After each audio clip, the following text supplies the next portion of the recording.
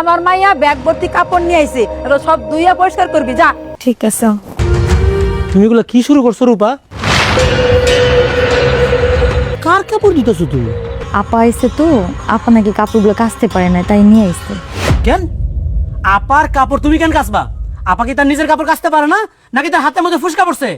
ও, সে তো তোমার তার চাকরানি মনে করছে এখন না? আস্তে কথা বলো, আপা ঘরের মধ্যে শুনবে তো। কেন আমি কেন আস্তে কথা বলবো? সে কোন কারণে আমার বড়িতে তার কাপড় কাচাবে? আমি যেটা বলতেছি এখন ওইটাই হবে। তোমার আমি অনেক আগে বুঝাই বলছিলাম রূপা, মাঝে মধ্যে ফুস করে ওঠো। আমার কথা তুমি শোনো নাই, ফুস করে ওঠো নাই। এখন তোমার কান্ধের মধ্যে সবাই চাইপা বসছে, আমি বুঝছি। তোমার দিয়ে এগুলো কিছু হবে না।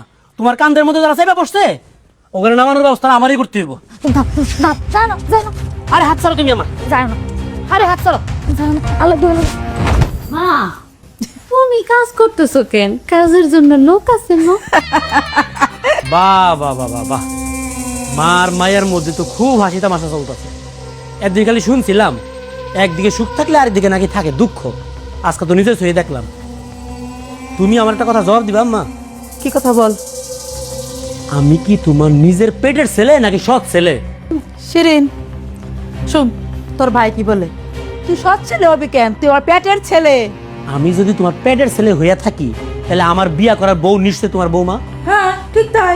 তাই যদি হইয়া থাকে তাহলে এই বাড়ির বউ আরেক বাড়ির কাজ করবো কেন? মা, আমার এমন একটা কথা কইতে পারলো তোমার বলা, আমি বললে পর আমি এবারের কেউ না মা। মেয়েদের যখন বিয়া হইয়া যায় তখন তারা বাপের বাড়ির অতিথি, অভিভাবক না। আর আমি কেমন তোমার সাথে কথা বলতেছি, যখন তোমারে আমি প্রশ্ন করবো তখন তুমি উত্তর দিবা। আম্মা, আমার কথার জবাব তুমি দিবা, উত্তর দাও। রূপা চাকখানে কেন হইব? শিরিনের বাসার খালা অসুস্থ, তাই কয়েক সপ্তাহ আসে নাই। আর তাছাড়া তোর বোনটার শরীরও ভালো না, অনেক অসুস্থ। তাই কিছু কাপড় চোপড় নিয়ে আইছে, বৌমা ধুইছে। তো অপরাধের কি আছে? ঠিকই আছে, দোষ কোথায়? অপরাধী তো কোনোদিন বুঝতে পারে না তার অপরাধটা কোথায়। সে কি দেখতে পায় নিজের অপরাধ? এসব কথা বাদ দাও। আমার তুমি কথার জবাব দাও, আমার বউ আরেকজনের বাড়ির কাজ করবো কেন? তাহলে কে করবে? তুমি করবা, যেহেতু তোমার মেয়ে পারে না কাজ করতে। তুমি তার মা, মা হিসেবে তোমার দায়িত্ব তার কাজ করে দেওয়া। বাবা বাবা, বউয়ের হইয়া গোলামি করতে চইলাইলি? সামান্য একটা বিষয় নিয়ে মায়ের সাথে এমন ভাবে কথা, তো লজ্জাও করলো না? লজ্জা? লজ্জা আমার আর আগে পাওয়া দরকার ছিল। আমার নিজের বউ যখন দিনের পর দিন এই বাড়িতে কাজের মেয়ের মতো কাজ করে গেছে, কাজ কইরা রাইতে আবার আমার পাশে শুইয়া যন্ত্রণায় কাতরাইছে, আর আমি সব কিছু দেখাও মুখ বুঝা সহ্য করে গেছি, একটা কথাও কইতে পারি নাই। আমার লজ্জাটা তখনই হওয়া দরকার ছিল। তখন যদি লজ্জাটা হইতো তাহলে আজকে নিজের বউরে এরকম চাকরানির বেশে দেখতে হইতো না। আম্মা, তুমি তো একজন মা, দুইজন সন্তান তুমি পেটে ধরছো না?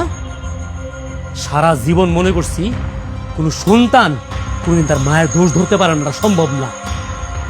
কিন্তু আজকে আমি বাধ্য হইতাছি নিজের মায়ের দোষারোপ করতে। তোমার তো মাই আছে একজন, নিজের মাইয়ারে যেই ভালোবাসাটা তুমি দাও তার এক ভাগ ভালোবাসা তুমি রূপারে দিতা। সেও তো কোনো মায়ের সন্তান, এই ভালোবাসাটা সে পাও না। না, তোমার উচিত ছিল না তার ভালোবাসাটা দেওয়ার? কোনটা উচিত আর কোনটা অনুচিত তোর কাছে আমার শিখতে হইব? আমি তোমার একবারও বলি না আম্মা যে আমার কাছ থেকে তোমার কোনো কিছু শিখতে হইব। তোমার নিজের বিবেক আছে না?